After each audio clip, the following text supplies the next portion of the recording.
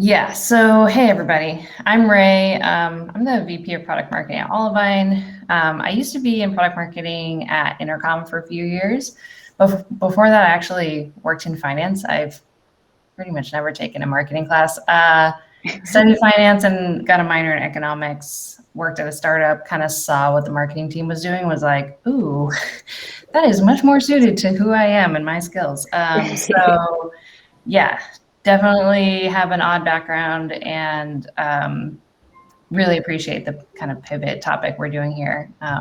Arielle, do you want to introduce yourself?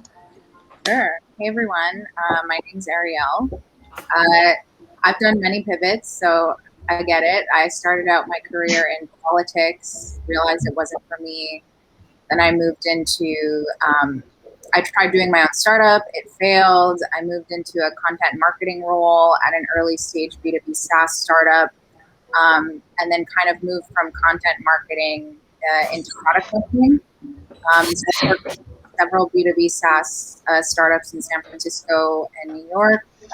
The last full-time job I had as a product marketer was at Consensus, which is a blockchain venture studio, doing product marketing for them and really focusing on sales enablement for the consulting arm of the business. And yeah, I am a product marketer at Olivine now. I'm also an executive coach, so I'm doing a bunch of different things. But I still love product marketing. I'm excited to do questions you guys have. Awesome. Cool. Last but not least, Sheena. Hi, I'm Sheena. I'm so excited for this topic. And I think, mostly because it's possible, which is something that I believe was possible for a very long time. I was in sales for 10 years before I got into product marketing, but I actually studied creative writing in school. And my first job out of college, I managed a blog for a travel website. So I had some content experience, and then I got into sales because I was living in New York and I was super broke. And I did it for a long time, and I've worked at places like Salesforce. I worked at some smaller startups in product marketing, but now I am a product marketer for Olivine, and I'm really excited to share just, what's really possible in sorts of pivots, because there's a lot of opportunity. Awesome. And that's great. I'm so excited. First of all, I love saying that you're broken in sales. I feel like that's such an oxymoron. So, and I think there's some folks here today that are in sales and are thinking about breaking into product marketing. So, you're a great inspiration for everybody on the call today too. If you don't mind muting, I don't know if I hear a little bit of background or that could just be glitchy, but that would be just great for everybody to better hear. Awesome. So I'll just say that this is an open discussion and conversation today. We want this to be most useful to all of you that have joined. So please use the chat to drop in your questions and we can field them and make this a hearty discussion. But let's go. Ray, why don't you kick us off with Also, if anyone submitted questions ahead of time, unless it was super, super recently, we've baked them into the talk already. So but yeah, don't hesitate to interrupt. We really want this to be casual and open. So Olivine is a product marketing agency, which there really aren't a lot of product marketing agencies. We kind of differentiate ourselves early. And I kind of surprised myself putting this slide together. Between our in-house experience and our client experience, we worked at a lot of different stages, a lot of different companies, a lot of different industries. We tend to be pretty technical. We stay away from B2C companies, and we tend to focus on developer tools or fintech space. We've had a healthcare client. And then we've worked with really, really early stage companies pre-seed funding, bootstrapped all the way to IPO public companies. So I feel like we can share a lot of kind of the different shades of what's going on, because they are pretty different at different stages. Right. And then, in the black logos are our in-house experience too, because we all had real jobs at one point. I'll just fly through these because you can go back at the recording, but their product marketing looks different at different stages. So at early stage, you tend to focus on naming, positioning, messaging, finding that product market fit, some early customer acquisition, relationships matter a lot then. I think some of the opportunities are you can make a big impact on the org and kind of make a name for yourself. And it's really easy to have tight relationships with product and sales and just to generally know what's going on. Challenges are small budget, one-man band, DIY, like you'll have no team support. You'll probably be making your own assets, writing your own copy, running your own ad campaigns. Like you'll be doing literally everything yourself. So it can be really stressful. But also, I think a good learning opportunity. Yeah, absolutely. Can I ask you guys, how do you define early stage? Yeah, good question. Usually like pre-seed through Series A. A lot of companies don't hire their first marketer until Series A. Oftentimes a product marketer is the first marketer that they hire. A lot of like Intercom did that. Their very first marketer was Matt Hodges, who's product marketer. When I joined Giraffe, which is a fintech company, I was the first marketer, very focused on product marketing. Yep. Anyone else have any other better ways of describing early stage? That sounds about right to me. I was just thinking when I was in ad sales for a while, and I worked for this company that is now owned by Vox Media, but it was Curved, Eater, and Racked were the brands. And for the years that I was there, to Ray's point, we didn't do any sort of marketing. It took probably 5 years of the business being really established before they started to even look at hiring marketing people. There was definitely content writers and things like that, but that was to work with clients on. Yep. So I think that sounds pretty on point to me too. Yeah. Nice. And just one other quick question on that front for folks here that are considering early stage and maybe don't yet have that product marketing title. And this is just, your opinion, I guess, based on your vantage point. Do you think that early stage startups, when they look to hire or bring on that initial marketer, they're really looking for someone with proven experience? Like, how would you kind of advise for someone looking to make this pivot? Yeah, that's hard. And that's one of I should figure out how to share this knowledge more widely, because a lot of like founders or leaders will ask me to who should I hire? How much experience should they have? And I always warn that if you get someone too experienced, they're just going to delegate and they're not going to do any actual work themselves. If you get someone too junior, they just there's so much to do and they might not know how to strategize and focus and say no, because everyone wants a million things and you're just you have to be able to say, nope, that's not a priority, or yep, we'll get to that, but we have to do these 5 things first.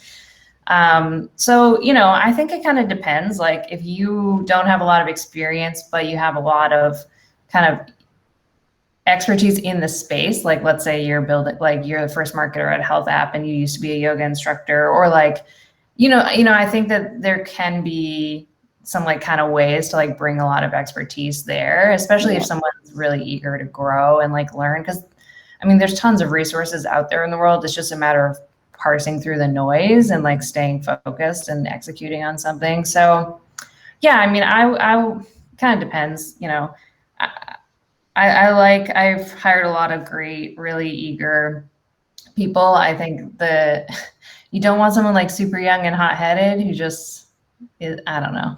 I don't know. It's hard. There's a big balance. And I think founders and leaders have to be realistic about what they want. If they want someone who's going to present to the board every month, that's different than just being scrappy and rolling up your sleeves and doing the work. Right.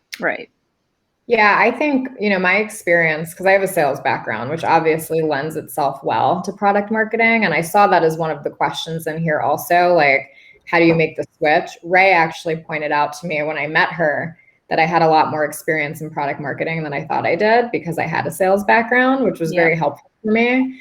But I think that if you go to these early stage companies with a point of view, that's very helpful, and I think, even if it's that you don't have product marketing, you don't have a product marketing background, but maybe you've attended some sort of conference or you've done workshops and you've shown proven interest, I think that goes a long way. Yep. I got hired at, not super early stage, but when I worked at Hired, I actually had only had sales experience and they brought me on as their second product marketer.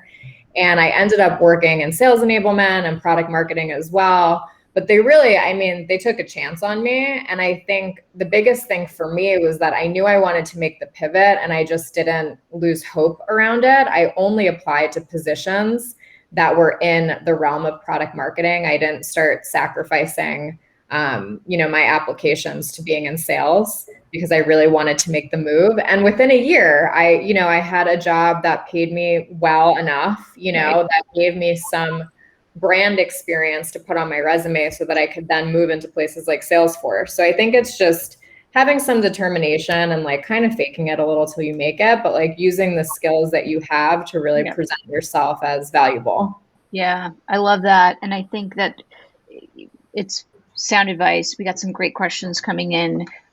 Before we dive into that, just wanted to cover off on one point here. I think Ray, as you mentioned, like early stage, especially you're this jack of all trades. So I think that's something to really play up for those of you that want to join as a product marketing position in early stage, but don't have that title, because you can really play up like, look, you need help in all these different spheres, right? You need sales, you need someone who can write. And by the way, I have those skills and here's what I'm doing to address the gaps for product marketing specifically. So, okay, we'll cover off on some of these questions, and then I know you guys have some great stuff in the deck too. I want to get back to. I was gonna say maybe we should wait because some of these questions are answered a little bit, but I'll keep an eye on them. Let's do it. Yeah, let's dive in, and then let's fly through these next two slides, and then we can kind of see where we're at. Okay. And by the way, for the folks that are, you can hopefully everyone's got the same view here. If you hover on the deck image and click on those three dots, you can expand it to full screen to see that deck. Yeah. Cool. So then in the growth stage, I think things change quite a bit. You start finding yourself in a team of maybe an actual marketing team or even a team of product marketers, having other product marketers. And the focus shifts. So you'll be working with demand gen, growth teams. You'll be like orchestrating full on product launches.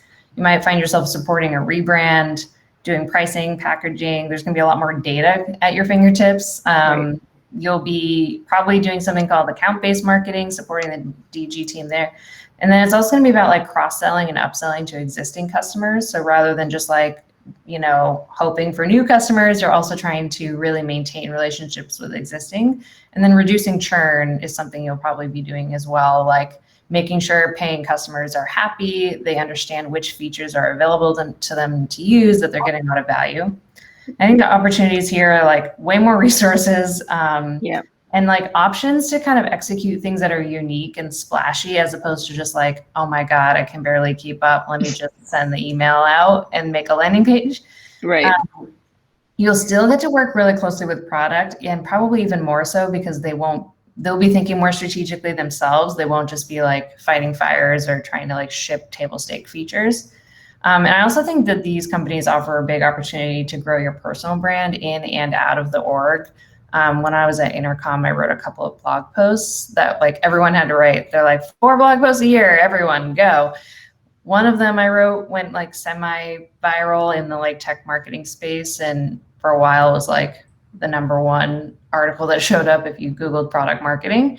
And that alone has let me find clients for Olivine and like our work. So I think there's a lot of opportunities there. And I think the challenges are that it can be hard to know where PMM fits and operates within the org, especially as it grows and you get new people coming in. They're like, yeah, but what do you do? Bigger campaigns with more coordination. When I launched, we can talk about it later, but when I launched a couple of products at Intercom, the direct stakeholder count was 65 people. Problem is, I'm not anyone's boss. I have no control over their goals, how they spend their time. And so product marketers at the growth stage have to be very savvy in leadership and like managing up, managing across. It can get like, political, like not in a bad way, but just like, you kind of have to have a lot of charisma to convince people to spend their time to help you, because you actually don't have any control over anyone. Yeah. Product marketing also interpersonal skills. And sorry to interject here for a second, but similar question, like how would you define growth? Or is this like a Series B plus size company? Yeah, probably like B to D, probably some companies, I'd say like Intercom right now, I think is pretty clearly gearing up for an IPO, or, you know, still in the process of like launching new products, maybe starting to break into new markets. Like maybe they've been focused on US only, but now they're starting to like think about localization or breaking into other types of industries, really trying to become a platform rather than just like a product suite. Yeah. Yeah, got it. Great. Yeah. And then a last challenge is just often PMM doesn't actually have budget. Like marketing has budget and like brand has budget and DG has budget, but sometimes product marketing doesn't have like a distinct budget. So you have to kind of advocate for spend. Sometimes they're like, if you want to make a product video or you want to do something like extra unique, it's not always like given. And then keeping things aligned when so much is going on can get really hard to like keep your ear to the ground on like what's going on with product, what's going on with sales. Yeah. Sheena, Arielle, anything to add there? I think one thing for me, like as an opportunity, especially from a sales perspective, is building relationships with sales leadership at this stage. You know, like to Ray's point, it becomes harder, but I actually think that for me, my experience with a sales background was that they would listen to me, which can be difficult for marketers, you know, as a team, because we've all heard, you know, the stories about how marketing and sales operate disjointedly and they blame each other when they don't hit numbers and things like that. And so when you have a sales background, you can come into this and say like, hey, I get it. I was in your seat. I had a quota. I know that like, you know, these marketers can tend to try and reach customers in a way that doesn't actually resonate. Like, and so you have this opportunity to just really get in with sales leadership, which then helps you keep your ear to the ground because they're sharing stuff with you because they want you to help them. You know what I mean? And so I think that there's an opportunity at this stage to do that. Once you get into enterprise, it's a little harder to do that because, you know, we'll talk about it, but your role becomes kind of small when you're at an enterprise company as a PMM. It's very, very specific. Yeah. So I think that at this stage, you also have this great opportunity to test the waters of different pieces of product marketing in a way that you might not be able to as companies get bigger. Yeah, I think like one thing I've noticed in my own experience is at a growth stage company, product marketing can look really different. So for example, most of my product marketing role, the first two companies I was at, was not even about getting like net new users or really launching products. It was really about enabling, like how can we better retain the people we already have and focusing on, you know, better education. How do we create community? How do we better support the support team or collaborate with customer success? And so it only in the last company I was at was I focused on like, sales enablement, getting new customers. So I think each company, even like if you're interviewing, ask them like, what are the questions? Like, what are your biggest challenges is right now? Is it getting new customers? Is it retention? Do you have like people are dropping off? So that might be something to ask. So love that point. I mean, all great points. And if we can just double click on some of those for a second here, because I'm curious, when at the growth stage, do you see that there are different industries that kind of focus on one of those areas? Are there any patterns, I guess I should say, based on industry or company type, at least from your guys' vantage point, like B2C versus B2B or like healthcare versus others in terms of the focus areas that you've outlined here? Mm-hmm. I've mostly only worked in B2B, so I don't think I'm like that useful on a B2C kind of standpoint, but I do think that like there's kind of a divide between like enterprise sales motions and then this like self-service, people are calling it product-led growth these days, where it's like a lot, you know, I think contract size kind of dictates this a lot. Like, is this, you know, $20 per month per user, kind of like an Asana, or is this like big, beefy contract? So like when I worked at Sauce Labs, the first tech startup I worked at, you know, average deal size was growing pretty rapidly from like 500,000 a year to like $1 million a year on some of those bigger contracts. And like, that's a lot more sales enablement. We're talking like lower volume, kind of higher touch product marketing support. Whereas, if you work at like an Envoy, which, Olivine's done a lot of work with Envoy, much smaller contract sizes, much higher volumes of customers. And I think that that's a lot more about like acquisition and like landing page conversions. Right. Mhm. That's interesting. Yeah. And I think there's a lot of transferability and applicability there to the, D2C world in terms of like contract size and how that could drive similar, changes in the role. Yep. And then lastly, we'll just talk about enterprise a bit. So focus can shift to, and when I say enterprise, I mean like Series D plus, IPO or like private equity. So like Diligent is a company we've been working with. They were listed, but then they got delisted and they went private equity. Mm-hmm. There's not a lot of intel about them like out in the world, but from what I know, revenue and client contract size and count, they're pretty beefy. And like Sheena can speak more to Diligent in a bit, but this is focusing on like segmentation. So like rather than talking to all of your customers or leads the same way, it's like, okay, I'm focusing on green tech industry, or I'm focusing on this section of the market. And then like verticalization, and it's like, okay, within healthcare, there's early stage, there's like mid, there's enterprise. A lot of times these companies are dealing with multiple acquisitions. So Diligent has made 14 acquisitions in the past like 2 years. And, not only does the product team have to like bring all those products under one roof, like for God, marketing has to figure out how to talk about all these products and develop one story, like one platform story to speak to all of these. That's really hard to do. Sales training, like they keep inheriting new entire sales orgs. So like not only, they're not just hiring like 5 new salespeople a week. It's like, okay, we just made an acquisition. We now have 50 sales reps that were at this company, and we now have to train them on how to speak to the entire product offering. And then new markets, and then also localization. So like maybe you were dominating in the US market and now you want to go after Spanish speaking countries. How do we acquire customers and, explain the product to them in the markets?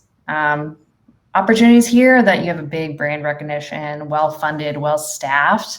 You usually have work-life balance and great like total comp with like healthcare and 401ks and family leave and stuff. Challenges are that bureaucracy makes work slow. Brand and legal will have a lot to say. You're working within existing paradigms and processes. Like sometimes you have a great idea and they're just like, what? That's not how we do it. Or like, why would you want to do it that way? Or, right. I've been in a few enterprise meetings with ServiceNow, and like someone from the email team is like, I've never heard of that tactic. I'm like, okay, well, you wouldn't, because you work at ServiceNow and you don't have to think about like, scraping for leads. And then collaboration is harder, and leads, I guess I have a typo here, but things can be like really disjointed. Yeah. Interesting. Yeah, it's interesting to see kind of how so much of the focus areas change as you move through this spectrum here, and so much of this speaks to more kind of organizational structure elements or like operational pieces of product marketing. Yeah, and I'll just share, when I was at I sold at Salesforce before I was a product marketer for them. And when I was working there as a salesperson, I tried to move into the marketing org, and it was very difficult. It was like, you're going to have to meet with the marketing team and help them in your free time and do it for free. And, it was like just a lot. So I left for 2 years and I went to an early stage company and I got some product marketing experience, and then they hired me. So I think that like, it's much easier to do that in my experience than to move within an organization because of the existing processes that are already there. And, like having to just jump through internal hoops in a way that you don't have to do if you come back with a little bit more experience at this level. I think at a growth company or at an earlier stage company, it's a different experience. You can move around. There's a lot of opportunity to gain experience in different organizations in the business.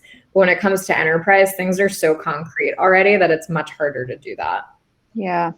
Interesting. Yeah. And I think also, if you're trying to break into product marketing, going to an earlier stage startup that might be looking for they might not be explicit about it, but they might be looking for a more of a jack of all trades. Might be easier for you to get that type of role. And then when you get to that company, as much as you can, focus on projects or initiatives that really help you develop that product marketing expertise and muscle and kind of get paid to learn. And then you can take those specific projects and examples and go to a more, growth stage or higher level company with a more distinct product marketing role. And it might be easier for you to get that type of job.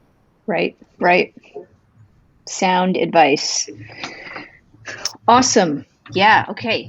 Want to talk about some of the skills in product marketing that we see? I know Zeit kind of has like the storyteller, I can't remember what they all are exactly. Yeah. Go for it here, and I can definitely add some color from our archetypes. These are just some of the themes that like we see, like the different kind of shades or textures of product marketing. One, it's very vague, but just like being super creative. This is like kind of unique campaigns or assets, or just like, you kind of see the like standard templates, like, launch on Product Hunt or send out an email and have a landing page. But there's some product marketers who like kind of, they've worked in content marketing, or they just think of something really scrappy to do. George Williams, I worked with him at Intercom, and like, we all made product videos, but his were just like out of this world. I don't know how he did it, but they were just so creative and like really engaging. And I saw a question about writing. A lot of product marketing is being a good copywriter, which is hard for me because I'm not a great copywriter. But you have to be a great writer for landing pages, email announcements, content marketing, internal comms. Like it just comes up all the time. My copywriting tends to be like a little surgical, very accurate, but maybe not as much like pizzazz to it.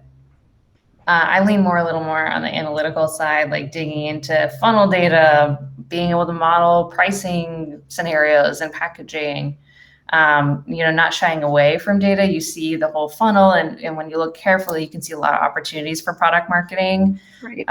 But some marketers kind of shy away from that.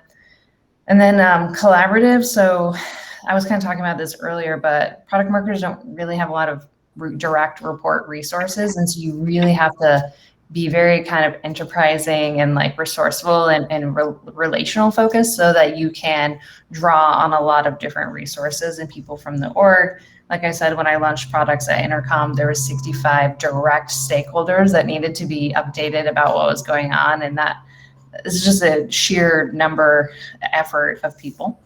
Then I see a lot of sales-driven product marketers, which is great. This is where you're really focused on supporting the sales revenue goals, especially in larger like deal size companies. This is like sales enablement, pitch decks, 2-pagers, verticalization.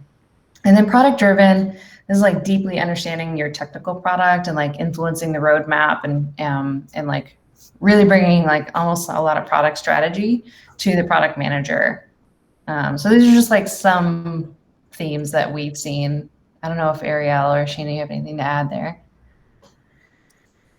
I think collaborative is super, I don't think you can really do well as a product marketer if you're not collaborative and good at building relationships. To the points Ray made, it's a very cross-functional role. Mm-hmm. You're with sales, you're with product, you're with customer success. And if it's enterprise, maybe even more teams, design, I don't know.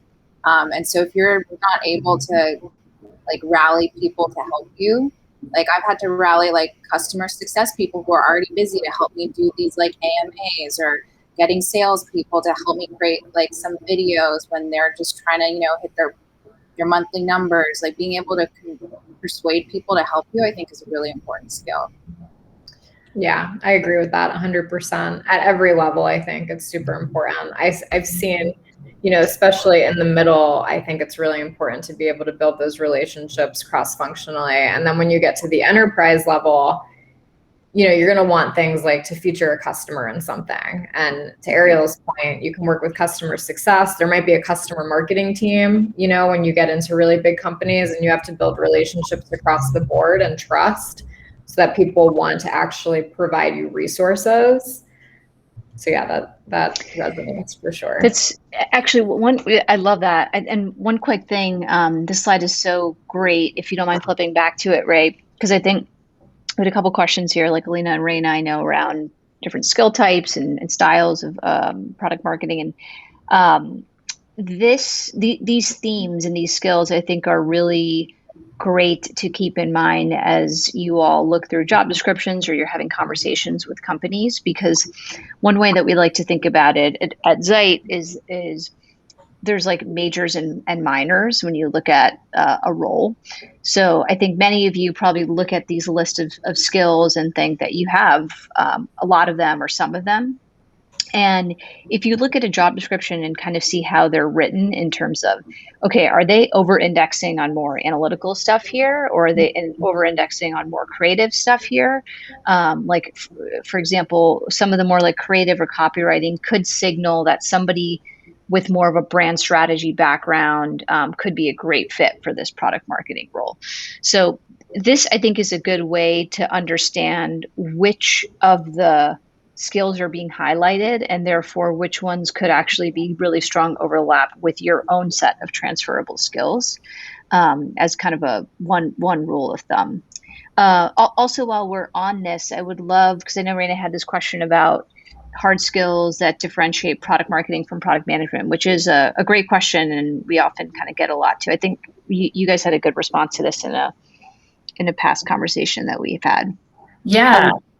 Yeah. I can speak to that. Yeah, I mean, usually product managers are definitely more of like a dev technical background, like you're scoping engineering work and really defining problem statements, a lot more like you're pretty much directly working with engineering teams. And so that's different for marketers. Sometimes marketers will have like one developer who like builds the website or landing pages or something.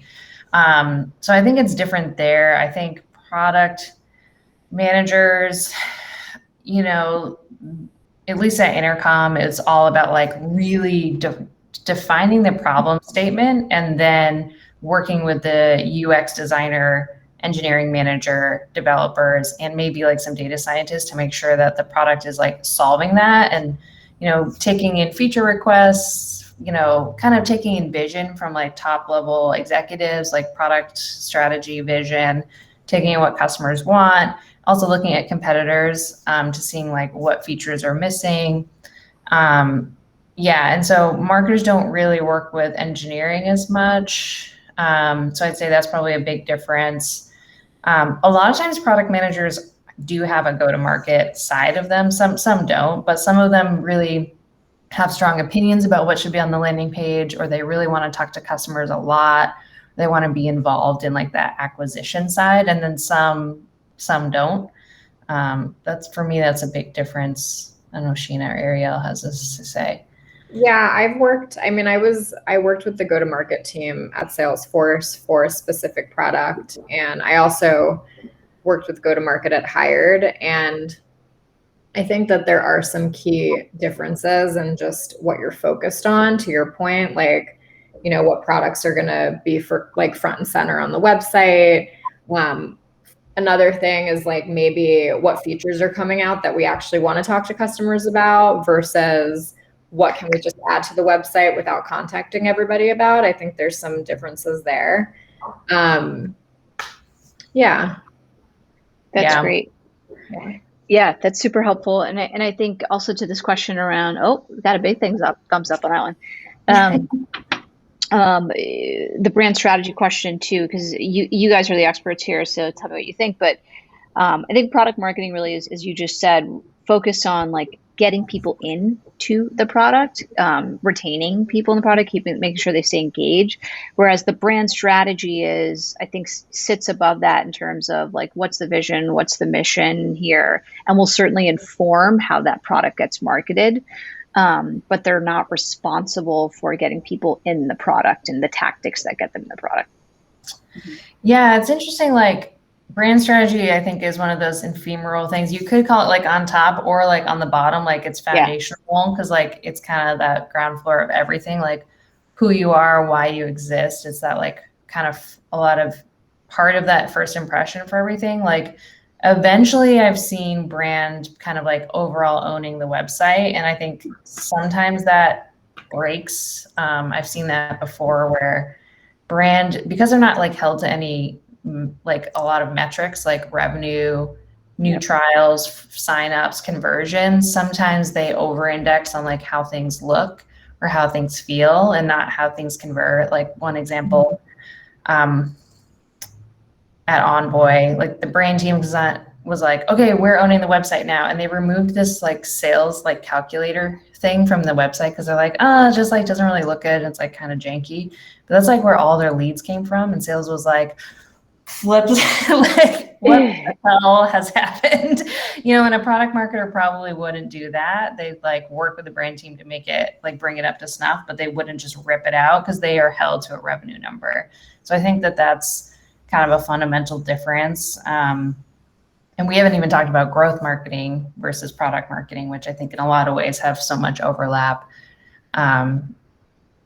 Growth marketing. Like I saw someone saying that they don't enjoy doing all of this writing for product marketing. And I think you might want to look into growth marketing because it's a lot more like analytical, kind of like all about channel acquisition. Like, what's our strategy on Facebook? What's our strategy on SEO? And a lot more like running profitable ad campaigns or like driving traffic like that. So yeah, if you don't like writing, you might want to check out growth marketing, or try to own more like product driven stuff or pricing and packaging, like product marketing owns that sometimes. And I think if you want to move away from writing and like to what Ray mentioned, focus on more product or analytical, you'll probably, to get specific like that, you'd probably need to be at like an enterprise type company. Yeah, I think being on the go-to-market team for somebody like that would actually work. Because with go-to-market, in my experience, like you're working directly with sales to figure out like what does sales need to be successful in order to bring new products to market, and so you're helping with enablement behind the scenes. You're helping with things like potentially basho emails to share with sales, to send out to potential customers, but it's a lot more strategy and it's a lot more about enabling sales from a marketing perspective to reach out. And so that doesn't require as much writing. Yeah. And I heard someone was also into research. I think if you're not into doing so much writing, you could lean heavier on that research side. So really deep competitive intelligence. Like I always shy away from competitive intelligence because that means I have to sign up for all these products and then I'm in their marketing flow and then I hate getting all their emails. Like I just don't enjoy it as much. But if you don't enjoy writing as much, that could be like an area where you're doing a lot more like market research for the product marketer to then use in their positioning and messaging. So I definitely think there's ways to like skirt writing so much, but I think you need like probably a trifecta on the team. Like, when I was at Intercom, the team was like, there was like 4 or 5 product marketers kind of earlier on, and then it ended up growing. And like, I'd say I was great at like large, like wide scale projects, being really analytical. We had someone else who was like a fantastic copywriter. If you can like find a Venn diagram and cover a lot of bases, you don't all have to be perfect at all of these things. And I think a good leader recognizes that and like finds people to kind of complement each other. Absolutely. That's awesome. And so I know you guys have some amazing case studies too here that you wanted to cover. And I know we're kind of at the final quarter here, but so if you want to, go for it. Maybe there's like, is there one that you want to highlight? Yeah, go for it. Yeah, please drop in questions because we've kind of talked about them. But at Intercom, I brought Articles to market, which is the Help Center product, and then Operator the Bot, which initially was meant to be part of the Articles launch, but then it got de-scoped and separated. And this, I'd say like the real big tidbit takeaway I learned from this was we tried for the first time, and it went really well, the Amazon press release style, where you basically decide on what the product story is before you start building the product. And so it was really the first time Intercom had tried this, and we we basically got like buy-in from the product team that the articles product would be like really personal and like interconnected. There'd be no dead ends. And so they ended up, based on this story that we wanted to tell for the product, ended up scoping features based on that. So for example, we didn't have nested lists or tables available in this help center product, which is like pretty basic functionality, but we focused on other things. So I'd say that was like the big learning from these two launches is like, if product marketing comes in early and is proactive, you can really shape the story and the product that gets built. Interesting. Yeah. Yeah, launched the Rooms product into beta for Envoy. This was interesting because this is a hard, like in a lot of ways, it's a hardware product, so it's super different for me.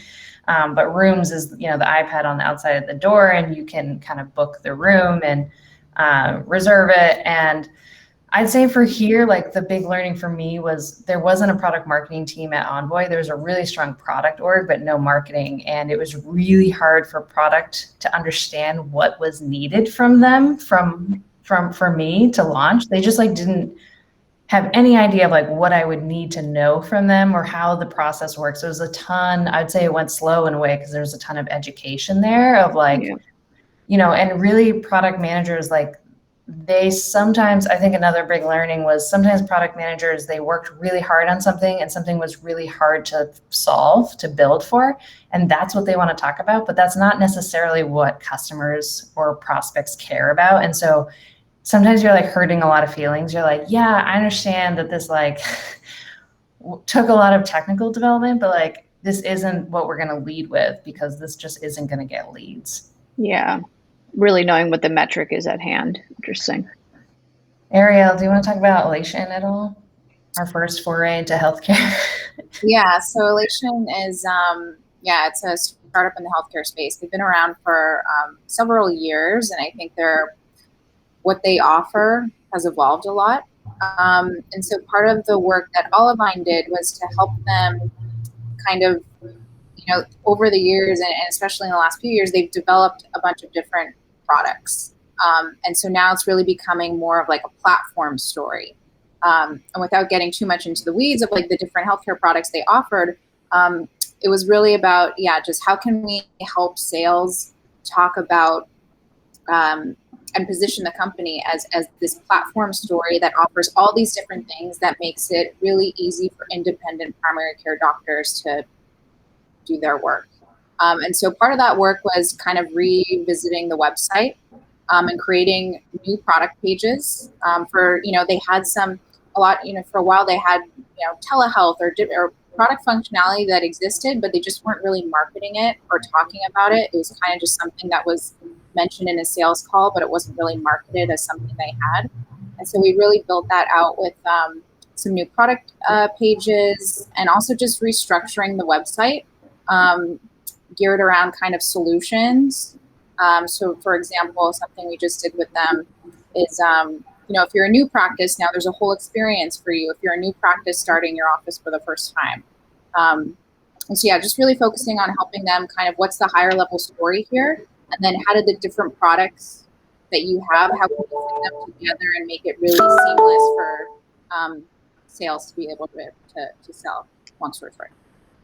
Yeah, and a big lesson for me with Elation was less is more. Like they'd been around for a long time and they had a ton of content on their website, but like we ended up cutting a ton of content, but driving more leads because things were just clearer. And so it was just like less is more, right. Really trying to design like a path for like, okay, you land on the homepage, now what?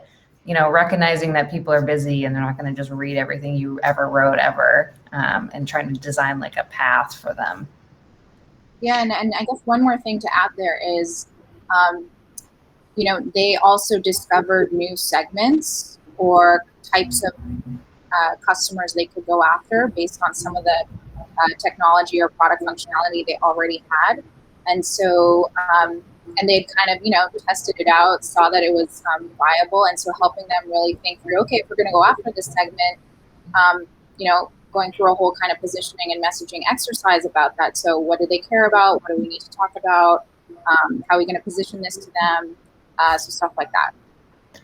That happened at Envoy too. The sales team was like, felt like the product really lent itself to security, to like having a really secure workplace. And so their biggest deals were with heads of security, but the other rest of the leadership was like, no, we didn't build it for them.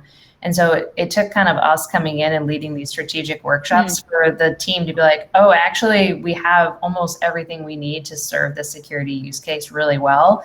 Let's build like 3 more features and launch a campaign. And average deal size went up significantly after addressing. That's amazing. Yeah. And I think that you just hit on something which is, this is kind of a larger topic, but I feel like product management is there's so much buzz about product management, but there are so many roles that require really strong product sensibilities, product marketing being one of them. And I think that point, Ray, just underscores how you really get to affect the product in so many ways when you step into this function.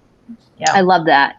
I know these are such great examples, and I hope everybody is starting to kind of like, the wheels are turning a little bit in terms of the different flavors that are emerging here by stage of a company.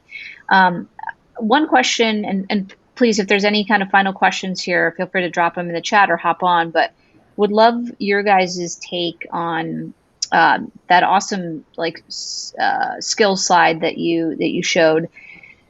Given these different flavors of product marketing management, from your guys' vantage point, what would you say are kind of the most critical skills or like shared skills across all of the different styles today? I know like analytics is one that's becoming increasingly popular, but what would you say some of those are? I mean, I have a thought that may or may not answer this. But I think that one thing that all of those different categories have in common is that they enable storytelling, which I think is a really big part of product marketing, obviously. Yeah. And so, the analytics piece, like having ROI in your story is so powerful for sales, so you really need to be able to look at what those numbers are and how do you bring them in a way that's impactful. And then from a content perspective or a copywriting perspective, obviously writing helps with storytelling. But when thinking about sales transferable skills, I think this is where you get sort of a leg up from people who might not have that experience. It's like, what story to tell the customer, Right. And so being able to bring that in from a marketing perspective is very helpful, because sometimes marketers, super talented, have so many creative ideas, but there might be this missing piece of how do we actually talk to customers who are looking to buy, and that comes with storytelling. So I think that all of those different categories that we shared have that in common. Yeah, it's so true. For me, I'd say a skill we haven't talked about and I didn't write down is just like being able to choose like action or like a strategy. Something I've been thinking a lot about recently is the difference between research and strategy. Like I oftentimes will come in with a client and they're like, they don't want to do these strategy workshops because they're like, no, we've done the strategy. And what I realize is they've done the research. They've gone out and they've looked at everything that exists, they've done like painstaking user surveys. And, there's so much intel, and there's so much intel coming in from product, sales, marketing, demand gen, brand, comms, like executive teams. You got to be able to like set a strategy, which is like, okay, here's what we've reviewed the research. Here's what we're going to do about it. And here's the goal of that. And like just choosing action and then like measuring it, because I think you can be like crippled in product marketing because there's so much information and coming in from all aspects that you could just like be a philosopher and you're just like thinking all the time. And you just have to be like, okay, cool intel. We've heard security is a thing. Let's build 2 more features and build an email campaign and a blog post and see what happens. And you just have to like take action and then test it rather than getting stuck. Yeah, I love that. Just like turning the insights into action is really like having those skills and knowing whether that's in the form of a feature or writing a piece, whatever it is, that's like your level of expertise, but leveraging that to turn something into action to get people into the product, I think is key no matter what stage you're at. That's interesting. Arielle, do you have a take or? I was going to say similar to Sheena. I think like being able to communicate, like write and speak clearly. So writing, whether it's, landing pages, email copy, whatever it is, but also speaking. So getting people to help you and communicating clearly, or like Ray mentioned, like if you need to advocate for a budget, being able to clearly explain why you think, you should do something a certain way. I think that would be what I think is super important across all of them. Yeah. That's awesome. Well, I know we're almost at time here, but just to final thoughts, I'd love for you guys to share before we wrap it up here, and any advice you have for this crew. Yeah, I guess my advice is no one went to school for product marketing. It didn't exist. Like, even if you studied marketing in school, you didn't go to school for product marketing. And so, like, everyone is in the same situation as you. We're all coming from different backgrounds, and we're all trying to break in. And I think that's what's so appealing about product marketing is it can be done, and it requires that manager to take a chance on you. Like, major props to Matt Hodges for hiring a finance person to work in marketing. But I was just like, you know what? I know I'm new. Give me a test project. Let me show you what I can do. And that's, I think, what sealed the deal. But yeah, just know that no one went to school for this either. So, like, we're all in the same boat. Yeah, I would agree with Ray. I think, I shared this earlier, but I think and this is a little bit woo-woo, but I think really just putting it out there and like sticking to whatever you're really wanting to do is so important. Like, for me, I was in sales for a very long time. I could not see a way out. I was applying to all of these positions and I was like, who's going to hire me? I only have sales experience. And then somebody did, and it completely changed my career trajectory. So I think just stick to it, stay open. Also, network, talk to people when you go to different places, take people to coffee, ask them questions. I had set up a couple of one-on-ones with Ray actually when I first met her to understand how she did it, and it just kept me top of mind when a test project was actually available. So I think all of those things. Yeah, and I think when, as you're looking at jobs now, the next role you take, you already know this, I'm sure, but it's not the end all be all. You can find a role that maybe isn't pure product marketing or the 100% the type of product marketing you want to do. But if you can, get your foot in with something you do have experience in, and then just really carve out, be intentional in that job of getting the experience that you want to get in order to get the better type of job you'd like. That's how I did it. That's how I moved incrementally from like content to product from early stage startups to, I guess, what you would call more growth, almost enterprise. Just like little incremental shifts from each job to the next that led to a more established product role, product marketing. Yeah. I love this. It's such sound advice. I mean, like the four of us are all examples of being able to do this. And so I know Anastasia had this question about, kind of what percentage of people are open. And I would say that it's just going up every day in terms of hiring managers. It really is.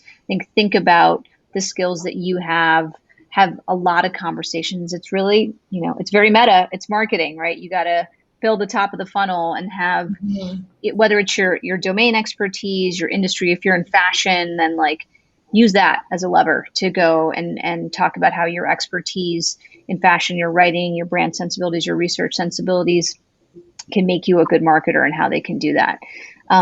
Or another, domain, but there's no shortage of levers to pull to make these transitions. So, I'm super grateful to have the three of you here to share your stories and this great advice.